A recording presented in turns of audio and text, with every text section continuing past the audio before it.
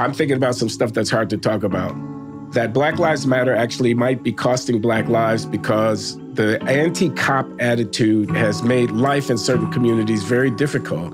And the people who are paying the price for the increased crime are the Black people who are supposed to be the beneficiaries of the advocacy of Black Lives Matter. That's hard to say.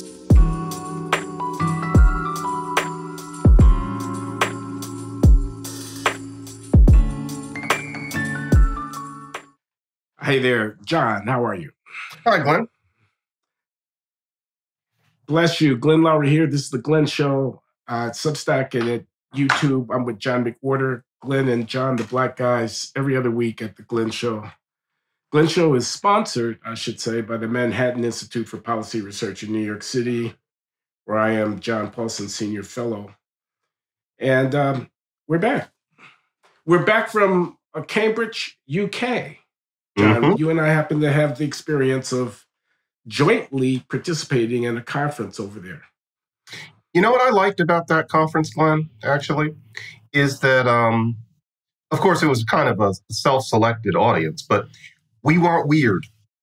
You know, it was really nice to be in rooms full of Black and brown people where almost nobody was giving us the side eye, squeezing our hands too hard when they shake, you know, all that little stuff that people do. Like we were okay. And, you know, I don't mean to, I hope this isn't wrong to say. I don't want to stereotype or something because this is a delicate issue, but I couldn't help but notice that Nigerians seem to be particularly unlikely to harbor the kind of politics that are sadly so common among Black academics and activists in America. And I know the Nigerian academics that you met in the UK, you speak of now. Them, yeah. And it seemed to me that there's something about, you know, people from Nigeria, immigrants from Nigeria, wherever the immigrants go, where their idea is don't change the rules, don't lower standards for me. We know that life isn't fair, but we want to do our best and show what we're made of, despite the fact that life isn't perfect. That seems to be a more mainstream attitude. This is also the immigrant mentality in general. I liked being surrounded by that because it's really peculiar how entrenched it has become in Black American discourse to say the standards should be changed. The rules have to be changed. Standards have to be lowered. How much can you expect from us, given history, given the fact that life isn't perfect, given the fact that there are certain structural inequalities? How much can you expect? Change the rules. That's wisdom for us. And I must admit, I love seeing brown-skinned people who don't subscribe to that because I simply cannot, in my heart of hearts, represent that view that standards must be changed. And yet, as we both know, you and me saying that means that in some quarters, we're considered clueless, heartless pigs. But, you know, we're not. And I felt embraced at that conference by what I thought of as my people in a way that, unfortunately, I sometimes have a hard time doing with Black American people here who insist that we are poster children and that announcing that is a form of enlightenment. That was an extended, passionate statement, John. Spontaneous, actually. Yeah, I hear you, man. And it's got so much different stuff in it. England is different from America, that's for sure. It is. On the race question, and you could just go to the demographics of it. The population of color, the Black population, the Afro-African American population here in the United States does have immigrants in it. I would venture 15%, some number like that. I'm making it up. I don't know the exact number, but in that ballpark, depending on what region you're in, it'll be different. But in the UK, the Black population is very heavily weighted toward immigrants. But you're making a distinction implicitly between the immigrants from Jamaica and Caribbean and the immigrants from West Africa, and you're singling out the Nigerians. And you know, I don't want to contradict you. I think you're accurate in what you're saying. And you're also making this point about I almost want to call it slave mentality. Yeah. That's what it is. I'm not using that word because it gets misused, but yeah. Yeah. There's a psychological dimension to it. So maybe we should explain the Equianos Project. I don't remember the young woman's name who ran it, and I don't have Inaya Folarin. Very impressive, under 30-year-old African Brit woman of conservative disposition and entrepreneurial inclination who raised money and organized a conference that was in Cambridge University at, where was it, at King's and at, what was the other college? We were at King's. We're the Americans. We have no idea where we were. Was it called King's College? King's Bridge? King's, that's where day 2 was. Day 1, your speech was in... Was that that other place? Right. Yeah. In any case, very nicely appointed accommodations and, venue for a well-attended conference. The rooms were packed with enthusiastic people. Now, I think we have to say that they are anti-woke. Mm-hmm. They were. And I didn't get the feeling that many of them were what Americans would classify as hard right-wingers.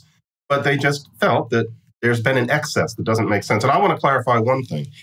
There, we heard an awful lot about the difference in performance and attitude between Caribbeans and Africans. That, in my sense, does not apply as much in the United States. And so what immigrant mentality could apply to somebody from Jamaica, from Ghana. But there seems to be a difference between Caribbeans and Africans because Caribbeans have been there much longer. The idea is that the generations have assimilated into a general kind of mindset and are not as fierce about achievement because of the long period of time, whereas Africans are newer. That's what people were telling me there. They had a refined breakdown of the different ethnicities. They're South Asians, they're Pakistanis, Bangladeshis. There's East Asians, there's Irish, there's working class white. All of this was in the mix. Mm-hmm. It was an interesting experience. And you gave a keynote address, John. I did. Everybody, I want you to know he did without notes. He just stood up there and talked for 20 minutes. Genuinely had to learn that that's different. I've never understood. I have to put it carefully.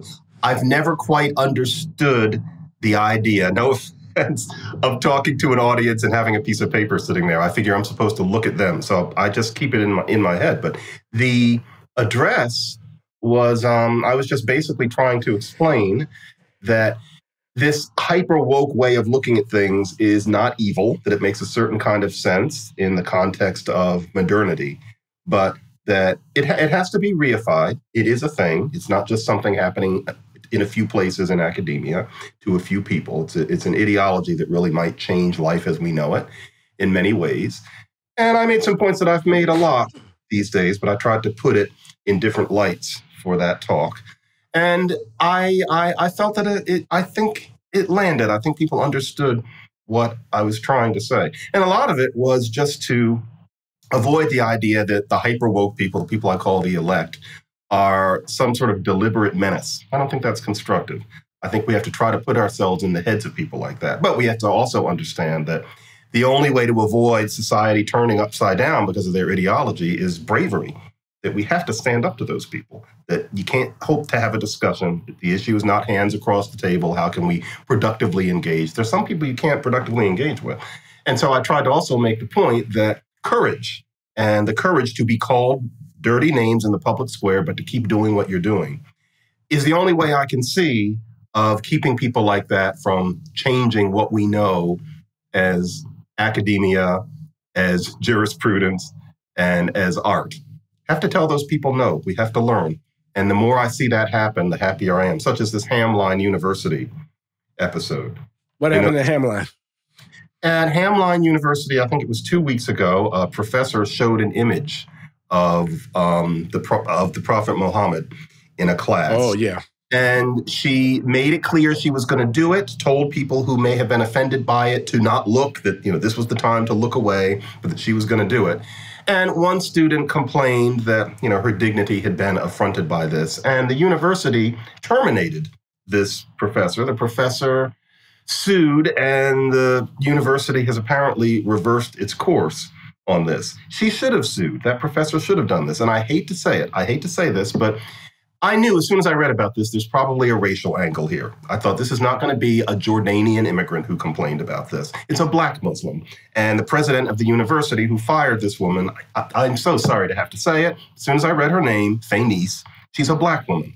So there was a race part of this, that you've offended me not just as a Muslim, but as a black person. And many, many Muslims chimed in and said, not chimed in, many, many Muslims said, we would not have been offended by this, that this is not a capital offense to show this image, that some Muslims feel that way. And so we need more of that sort of thing. You have to stand up to Faynice, I forget her last name, despite the fact that she's black and a woman and intelligent and charismatic. People like that need to be told no. And I think Hamline was a good sign of that sort of thing. That student needs to be told no. Okay, then this was the point you were making at the end of your remarks in your keynote address in Cambridge, courage. And I heard Robbie George, he did a dog and pony with the Cornell West, they go around. Robbie George, the political philosopher at Princeton, and Cornell West, the African-American intellectual. He's left and George is right. And they do this thing where they go around and, they say, can't we all get along? And they talk. They say, how can we have a conversation? And they were interviewed on one of the Sunday news shows on, maybe it was on Fox News Sunday or something like that. Yes, I saw it. I watched it. Okay. And George was making the point. He says, political correctness, cancel culture, it's a real thing. But we have to stand up, and it's a test of character. It's like a moment of truth, and it's not enough to just whine and complain about they won't let me talk. They won't let me talk. You have to put your head on the chopping block. This is Robbie George, and I think this is also John McWhorter, and I think it's right. There's something almost childlike about woe is me, and screeching and enumerating the horror cases and then, lamenting the, Robbie even went so far as to say that if you don't have tenure, that's no excuse. You're still on faculty, Do you remember when we were asked at the heterodox thing in Denver during the Q&A about what do you do if early in your career, if, your department doesn't want to hear your point of view or whatever? And I think our counsel basically was keep your head down. But Robbie was arguing the opposite of that. There's going to be influence in numbers. It has to be that people feel less alone in standing up for the truth. And the truth isn't anything complicated. But for example, if you don't believe that every disparity between white and black people is due to something called racism, you have to stand up and say it. If you're an academic, you have to stand up and say it. Maybe it's easier if you have tenure, but even if you don't, really assess whether or not it's going to affect your career, to stand up and say clearly that this ideology is fourth graders' logic. Because if it doesn't happen, then we're in this strange situation in this society where everybody's pretending to believe something that obviously isn't true. And it's really unhealthy. It's a really sick way of being a society. And I have to bring him up. Kendi. Kendi's ideas on this sort of thing are elementary. And I think a critical mass of people now see it. If every thinking person in this country still puts that guy's book on their mantelpiece and pretends to agree with his simplistic ideas, something is seriously wrong. The fact that he has dark skin and dreadlocks and a cool African name doesn't mean that you're a racist to call him on flimsy ideas. And I really think that's what's going on at this point. Enough, Kendi. I'm thinking about some stuff that's hard to talk about. That Black Lives Matter actually might be costing Black lives because the anti-cop attitude has made life in certain communities very difficult. And the people who are paying the price for the increased crime are the Black people who are supposed to be the beneficiaries of the advocacy of Black Lives Matter. That's hard to say. And yet it's true. Out of wedlock birth rates, abortion rates. I'm talking about African-American, domestic, transgenerational reproductive life. couple staying together, raising kids. Yes, I know that you don't have to be a boy and a girl in order to raise a kid. Okay, I understand that there are many different ways of being a couple. But I'm talking about the social fiber of a community and the capacity of it to reproduce itself effectively across generations. I'm talking about millions of people. I'm talking about culture. I'm talking about values. So that would be another one where you can't talk about it. What about this fiasco of we can't perform in the academic measures that they use to select elites? And then we turn on the instruments of assessment and invoke structural racism instead of getting our acts together, getting off of our asses and developing our human potential. You know, the scary thing about that is that, once again, you have this dialogue that says that the standards have to be changed for us. And then someone comes along and indicates that they don't think Black people are very smart, and they get, thrown out of an airplane. But the thing is, if we keep on insisting that the standards are just too much for us and that we have to change what we think of as achievement, then why wouldn't people start thinking that way? You can't just assert, yes, I am as smart as you. That's not good enough. We wouldn't accept it from anybody else. It's kind of like, somebody saying about basketball or jazz or something like that. Yes, I am as good as you, but they never pick up the saxophone, something like that. No, that's not the way it works. And yet we're supposed to insist that that's true. Chandra Prescott-Weinstein has an interesting article. She's a physicist, Black physicist, half Black physicist, I think, whatever. And she has an article that she wrote in 2020 where she argues that physics needs to open up to more diverse points of view because its emphasis upon empiricism is racist, that it bars Black people from the field, that there needs to be a different way of doing physics. Now, she doesn't specify exactly what that is, but really with physics, it's just so clean. Either you do it the way it's done or not. There is no other way of doing physics that, will create the kind of insights that we've learned from it. And yet, you're not supposed to call her on it. You're supposed to accept this as higher level thinking. Whereas, of course, everybody and their mother is, standing on the side and thinking, if you're going to do physics, do the physics. If you can do it, well, show us. Don't say that you can, show us. And then don't say after you've done it, which I presume she has, that your fellow Black people don't have to do what you did, that there should be a different way. It's fake. Let me just interject. Excuse me for interrupting. I just want to interject that Sylvester Jim Gates, a professor of physics at Brown and emeritus at the University of Maryland, a member of the National Academy of Sciences and a Black man, will be my guest next month on The Glenn Show to discuss exactly this. Oh, good. Okay. And, I don't know what his politics are left or right, but I know that he agrees with us about the fact of, physics is physics. You have to do it. Yeah. Simple as that. It's fake. Now, people aren't going to call you on it in public, but it's not real. It's a really dismaying aspect of our general way of conversing. And I enjoyed being among the people we were with in Cambridge, where we didn't even have to pretend that anything like that makes sense. It felt like being at a Black conference in about 1935. Right now, I'm doing something that I should have done 30 years ago. I never got to it. I'm reading Arnold Rampersad's biography of Langston Hughes. I had never gotten to it, partly because it's 2 volumes and it always looks kind of intimidating. But I realized, it's time. I need to do Langston in a way that I never have. I'm old, John. I remember when Arnold Rampersad was writing that book. Really? Mm-hmm. Yeah.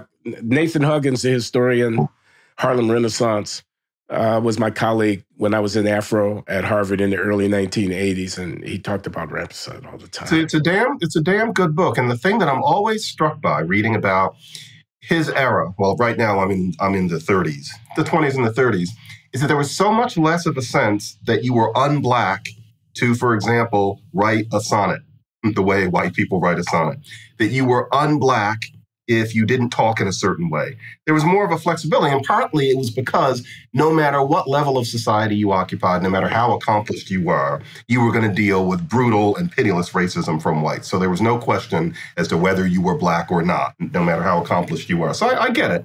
But it meant that there was more flexibility within the black community, and there seems to have been much less of a sense that in order to be celebrated, you needed to argue that standards needed to be changed. You weren't, the white establishment wasn't interested in knuckling under to that.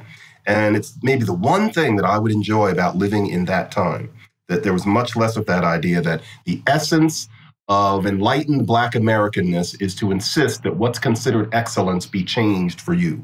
No. Langston Hughes wouldn't have understood that, and I enjoy that part of his era. And neither would W.E.B. Du Bois have understood. Not at all. No. These guys and gals they wanted to play the real game. They wanted to actually be in the mix in the real game. Now there were very few, but they knew what the real game was. Yeah, and it's not as if Hughes wasn't changing the art form. He's writing a vernacular kind of poetry. He's getting away from what, say, Alain Locke thought of as poetry. And so all of that is fine. He is changing the form of art, but he wasn't arguing that it was supposed to be easier. He worked just as hard as somebody writing a sonnet on his poems. The idea wasn't, let's dumb it down because what we black people are about is spontaneity and heat. No, he wouldn't have gotten that. And as such, whenever I read about these people, these Harlem Renaissance heroes, Du Bois, Locke, I'm having a brain shut out. Hughes, Claude McKay, Wallace Thurman. And you don't want to forget the woman who was the anthropologist and Zora Neale Hurston. None of those people they are people, a lot of today's enlightened black thinkers could not get through dinner with most of those people, including Zora, because she was a black conservative, couldn't get through dinner. They'd be thinking, oh, let me sit down and talk to girlfriend. They'd be thinking, oh, I'm going to sit at the feet of Wallace Thurman. But what those people thought of as standards, what those people thought of as achievement, what those people thought of as the Harlem Renaissance would really rankle a lot of people today who see themselves as representing black authenticity. And I hate to say that in some ways, today's black orthodoxy is advanced. I can see that. These old timers were blinkered in some ways. But in other ways, I think there was I don't know who doesn't love themselves, but those people were securer in their skin in a way.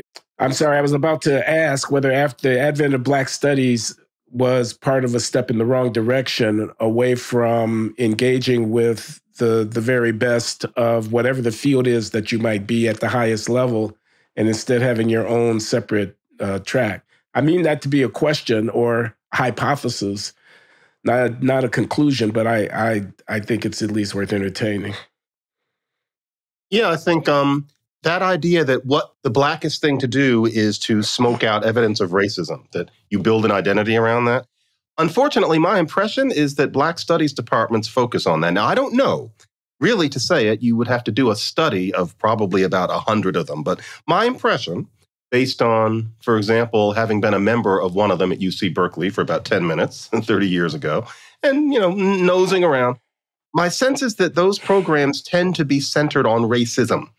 Like, it would be one thing if they were really interested in exploring blackness in general, where racism would be maybe 1 out of 10 things focused on. I get the feeling that's not true, and that most of those departments are called Black studies, but what they're really about is identifying and exploring discrimination and racism. And that's a very narrow subject. Yeah, I mean, that may be the case at, I don't know, a Cal State Fullerton or something like that. I wonder whether or not it's the case at a Harvard or a Yale or a Princeton. And I mean, I know, having taught in a Black Studies department way, way, way back in the early 80s, they're serious people. Mm-hmm. My colleague, the late Nathan Huggins, historian, was a very serious historian. My colleague at that time, Werner Sollers, a German national literature guy, very serious guy. But that's probably not true of every of every Black Studies department. The students are going to be playing some kind of role in what the department is doing. And the very idea that the racial identity comes into the pedagogy causes me a little bit, I'm saying we're there to educate kids at a college. And when you partition it off, it's like you think there's some kind of racial epistemology, that there's something to know that's a kind of Black way of knowing and a Black way of learning and things like that, rather than to integrate the themes of race and Black history and literature and art and music and whatnot into the curriculum more broadly.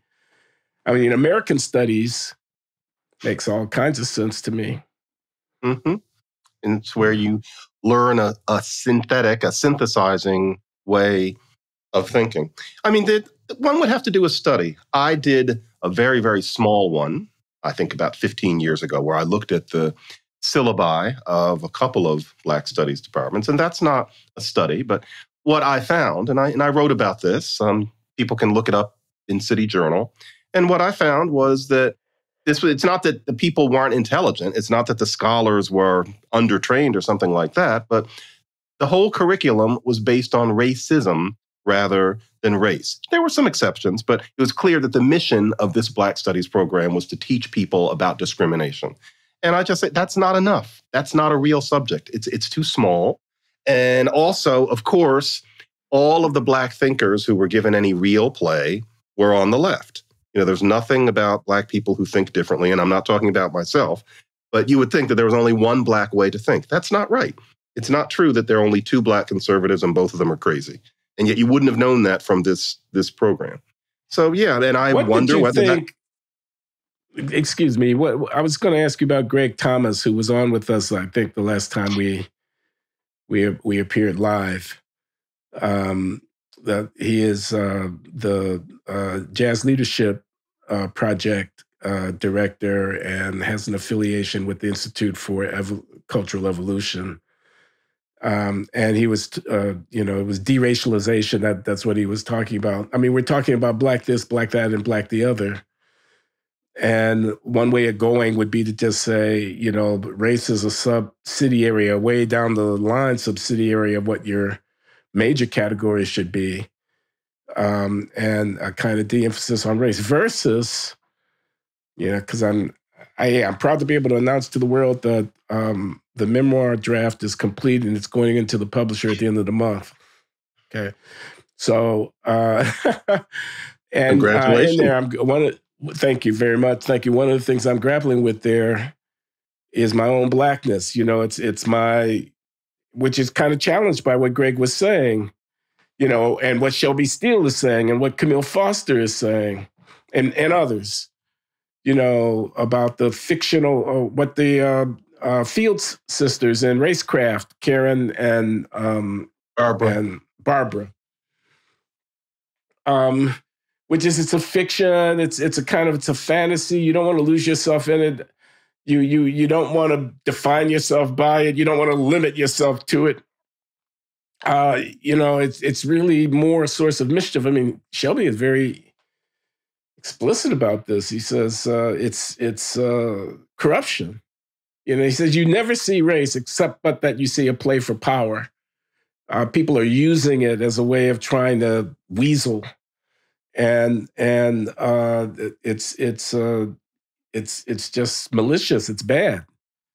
And I don't think that. And I'm a man and a Black man, an economist and a Black economist, a conservative and a Black conservative.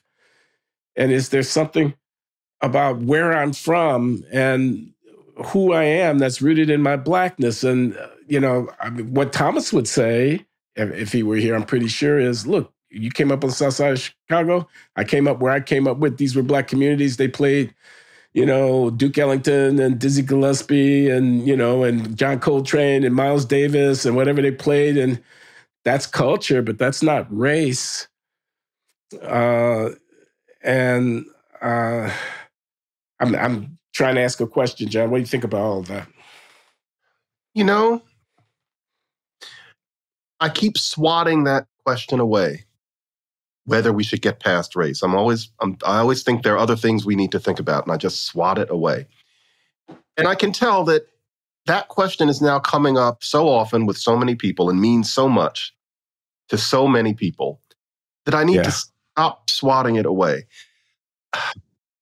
The way I see it, it's about Donna, that archetype that we created a few shows ago. Donna is about 50. She's Black. She thinks of the cops as a defining part of Black experience. She thinks of racism and microaggressions as the defining part of Black experience.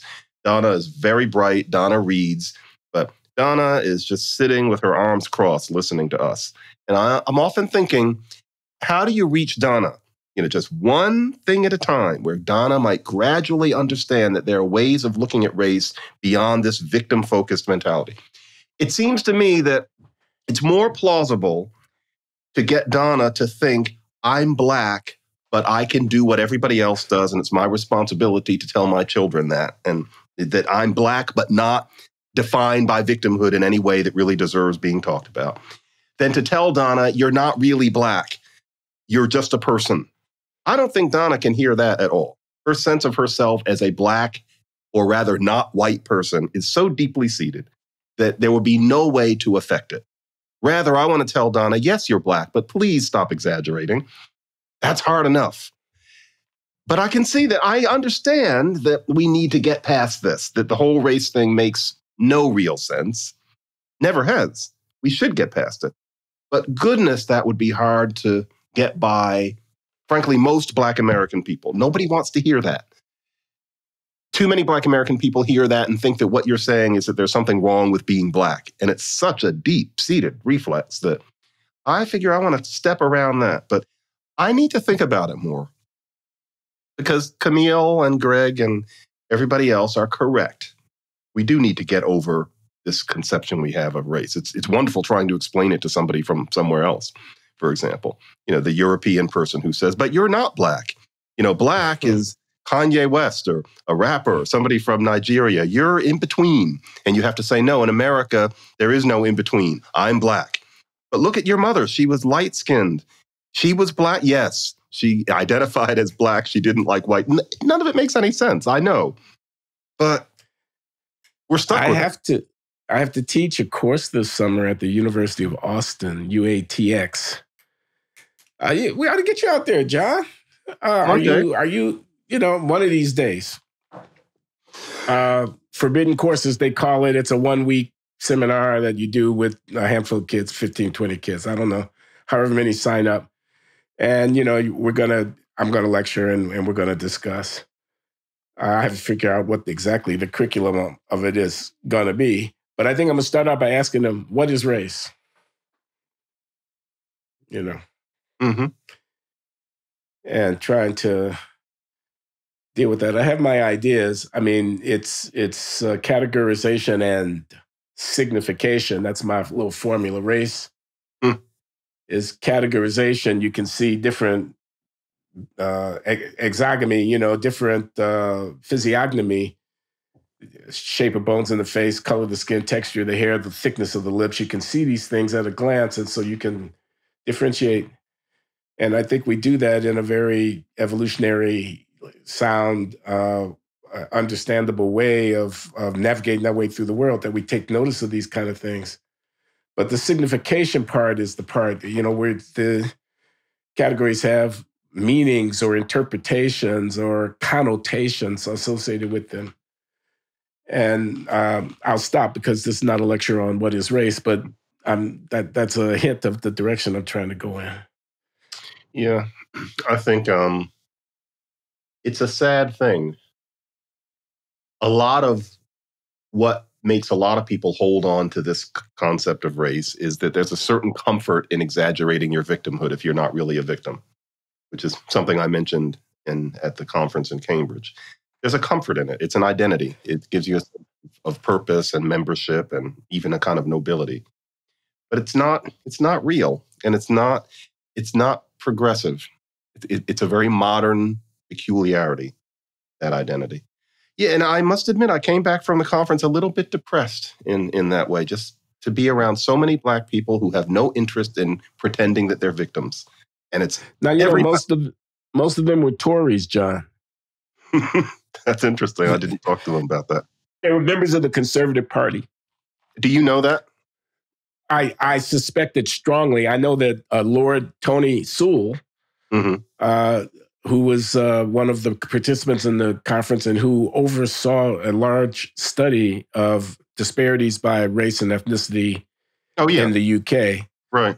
That he was appointed to the House of Lords, or elevated, I suppose you have to say, to the House of Lords at the behest of the Conservative Prime Minister of the country.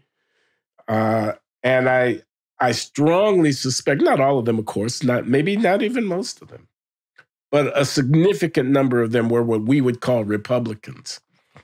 Yeah, and part of it is because they don't subscribe to a certain kind of ideology. Now, Republican, I think there is not Republican here, but yeah, you would expect that.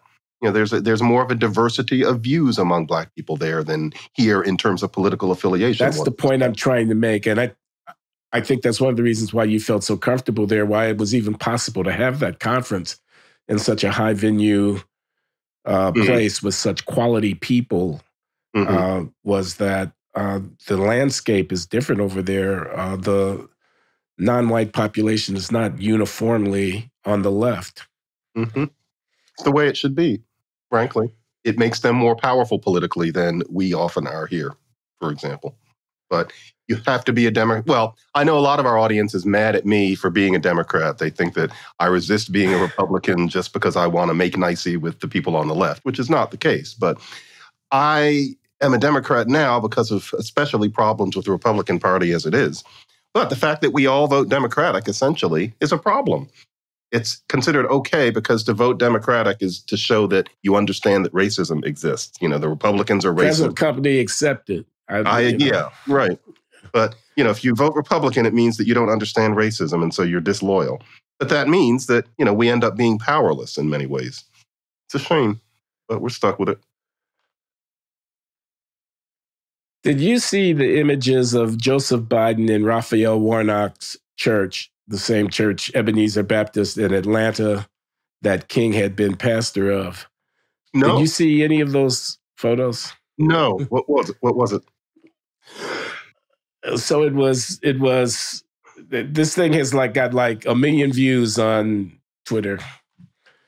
It's Biden up in the front where the choir is in full-throated, ecstatic celebration of, the religious thing. It's a Black church. They're swaying, they're belting out. And Biden is kind of standing there like a deer looking into the headlights, like kind of stunned. He's wandering about on the stage. My description is not generous. I will acknowledge that, but I don't think it's inaccurate. And it looked like he felt very uncomfortable. I mean, I don't necessarily expect an 80-year-old man to start moving with the beat or anything like that. And he has said that he spent a lot of time in Black churches when he was coming along, but it definitely didn't show. It didn't look like it. Yeah. Why do I raise that? Because we're talking about race and politics and Black people and Democrats. And I want to call attention to the exploitation of the base by politicians who have their own interests. I'm talking about President Biden in this particular case, cultivating a kind of intimacy or connection to the Blackness of the thing, which is just an affect. It's just, it's just show. There's nothing really of any kind of substance that's there. And a person could take offense at that. A person could feel like they were being patronized by that. Or, what's that thing he said, that if you're voting for Trump, you ain't Black? Did he put it? Yeah, that's a famous thing. He said that on the Breakfast Club with Charlemagne the God. Yeah, that won't do, really. Right down to the affectation of the vernacular in that way. That was put y'all back in chains. They're gonna put y'all back in chains. That was another Biden thing. Jim Crow 2.0 about Georgia. I don't know if you're prepared to admit it, but I think the jury is in on that now, man. I mean, I think that was canard. Black people got to vote in Georgia in significant numbers. Yep. So it's a shame. I'm going to put a black woman on the Supreme Court. Mm-hmm. We talked about that. I mean, I think sometimes symbolism has a value, and the issue is just whether or not she was qualified, and she was. And so I was in favor of that as long as standards were not changed. And so, yeah, she's there. I just picked up Harvard Magazine, where Claudine Gay has become the new president of the university, the first black person and black woman to be president of Harvard University. Mm-hmm. And people are talking about what a great scholar she is and whatnot. And I know that there are people who think that not really a great scholar. Might be a great at a lot of things, but not really a great scholar. And, I kind of am inclined to agree with them. But after a certain point, you can't, questioning the qualification of Ketanji Brown Jackson. I mean, suppose you would actually go over it with a fine-tooth comb, the way they did with Clarence Thomas. But I mean, that was you discussed. Might find something, but you dare not speak of it. You dare not speak of it, just like I dare not trot out Claudine Gay's CV and do a kind of, look at that lightweight article there and look at that, whatever, and there's no there. I dare not do that. I didn't do it. I don't know. As we said before, I'm open to the idea that having a really slam dunk serious CV is maybe not that important to the job. However, then you responded, and it was valuable, that there are ways in which having been a really hard-hitting and experienced academic does apply to aspects of the job that she's supposed to do. In which case, if that's true, I am disappointed that the black person chosen for that job is one who clearly, I don't think this isn't a judgment. Her academic history is not spectacular. It's okay, but it's not spectacular. I'm disappointed that is what they chose compared to Drew Gilpin Faust or Larry Summers or Derek Bach. It makes me a little uncomfortable. Well, on the other side of it, a person could say, look, the job is very complicated. It has a lot of different pieces, and there are more than one player involved. There's the deans, and then there's the provost, and whatever. And it may be that one kind of college president, a Larry Summers type, might take a more hands-on with respect to the vetting of, who's going to get the chair in European history or whatever. But another type of college president might delegate that to the provost and take a more hands-off, but be good at fundraising and appealing to various stakeholders and constituencies. So, you can make a case that, this goes to the bedrock point where people say, what's qualification? And then the debate becomes about what does it mean to be qualified? And, you can kind of bend that and twist that in a lot of different directions. John, I want to ask you about what you're writing at the New York Times these days. We have maybe another 10, 15 minutes. Yeah. The last thing I wrote was one of the musical theater pieces. I wanted to write about the fact that the sound of Broadway music, the substrate of it, I think was created with the success of a Black written and Black performed musical in 1921 called Shuffle Along. And if you read mainstream histories of how the American musical was created, you can get an idea that George Gershwin gave Broadway music a jolt of jazz in 1924 with a musical called Lady Be Good. And after that, Broadway music kind of snaps along. And the problem with that is that jazz, in that sense, had hit Broadway 3 years before with this Black musical Shuffle Along. And it was after that that white writers started writing a different kind of music. And I think that that's been missed, partly because Black musical theater tends to be treated as this side issue and is not studied as hard by the people who do mainstream musical theater history as it should be. And I've always kind of thought, because I'm strange, because I love the Gershwin stuff, but also I'm very interested in what the Black people were creating at the same time, I thought, really, this is all one thing. And the Black side of this was important. It was seminal. I've never known whether that word was seminal or seminal. I'd rather it be seminal. So no, it's seminal. It's definitely not seminal. Let's not have it. Yeah. So seminal. And so I just thought that I would help tell that story, that it starts with U.B. Blake and Noble Sissle, And then people like George Gershwin and Vincent Youmans pick up on it. It's not that there were these hot black musicals happening up the street that was a whole story of their own. So I just wanted to say that to a big audience. So that's what my laugh was about. Shuffle Along played on Broadway? Mm-hmm. It was a Broadway show. How long did it run? Do you know? It ran a year and a bit, which was very long then. Shows didn't run for 15 years then. If it ran a year, it was a black show. Huge hit. Black show, black pianist wrote the music, black singer wrote the lyrics, all black chorus, all black comedians, and it stopped traffic. I think it ran 524, long run for 1921. Was it bluesy and jazzy or ragtime or whatever jazzy, was the...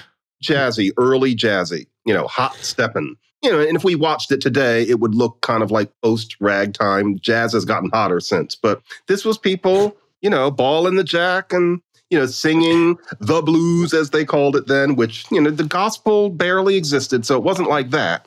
But it was early jazz. And to people back then, this was blowing the roof off.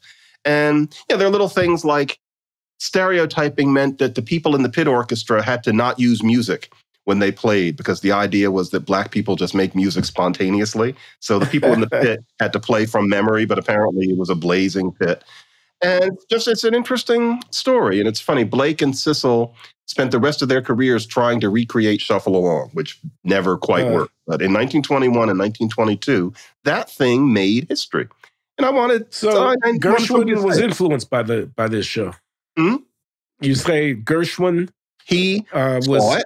influence. And partly it's that the music all changes after the show. And so it's clear that there's some sort of causal relationship. And Gershwin really liked black jazz pianists, sat at their feet, learned tricks from them, had an interest in black music in particular. And so he was definitely watching this sort of thing.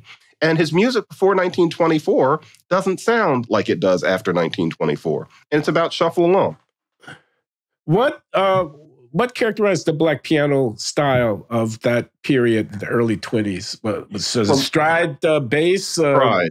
The big, giant, leaping stride bass, and then active filigrees and four-note chords up on the top, playing against each other in the ragtime way, but more densely, more complex, played faster. It was a very athletic style of playing. The easiest way of hearing it is Fats Waller, because he recorded so much and he was recorded so well. But there were actually stride players who were even better than him, who could really just tear up the piano. Also, Art Tatum does a lot of it. You can listen to him in modern stereo recordings, what he's doing with his left and his right hand. But that goes back, that's something that was going on in the early 20s.